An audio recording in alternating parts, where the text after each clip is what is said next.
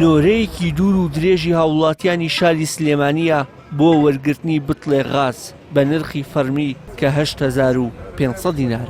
ئەم نۆرەیە بۆ ئەوەیە هاوڵاتیان لەم دۆخە ئابوووریەدا خۆیان لە کڕینی غازی بازرگانی بپارێزن کە نرخی بتڵێک لە 20,000 دینار نزیک بووتەوە. لە حوتەوە بەیانیواتوی بەس بەتڵەکانم لە پێشەمەوەدا ناوە کێشەکە وەڵاهی نازانم لە حکومەتەوەیە ئایا مەسەلەن دەربی کابراوتی خۆی ئەم شەڕەیە و برادرە ماڵیاوە بیاخوا تەلەفۆنی کردووە دوو سیارەیان هێناوە و خەڵکە بەڕێ ئەکەن بە شێوەیەکی سەرەی جوان و ڕێک و پێک بۆ خەڵکی جێبەجێ ئەکەن ماڵیان ئاوا بێ.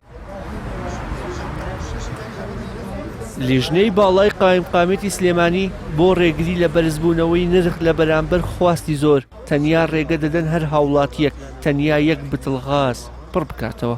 غازفرۆشێکیش نایشارێتەوە کە بەشێک لە کارگەکان غازیان نەماوە بەڵام بەشەکەی دیکە دەتوانن خواستی پاسدار پڕ بکەنەوە بە مەرجێک خەڵک نەترسێت و بە لێشاو ڕوو لە پڕکردنەوەی بتڵە غازەکانیان نەکەن.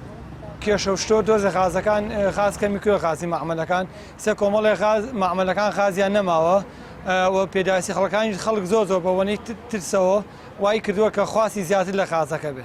ئەنا هەفتەی پێشووتر غازەکە زۆر بوو بەڵام بە بۆنەی ترسەوە خەڵک زیاتر خواستی لەسەر غازەکە بۆ و غازەکە چۆزەکەم وێسە کۆمەڵی مەعمەل غازی تیان نەماوە کۆمەڵێکیان ماوە.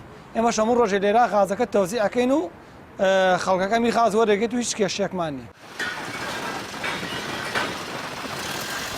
بە پێی زانیاریەکانی پەیام تا هەفتەیەکی دیکەش غازی پێویست بۆ نێو شاری سلێمانی دابین کراوە و ڕۆژانە بریکارەکانی دابەشکردنی غاز لە بەردەم وێستگەکانی دابەشکردنی سوتەمەنی لە چاوەڕوانی کڕیارەکانیاندا دەبن بەڵام هاوشێوەی ڕۆژانی ئاسایی بە کۆڵانەکاندا ناگەڕێن.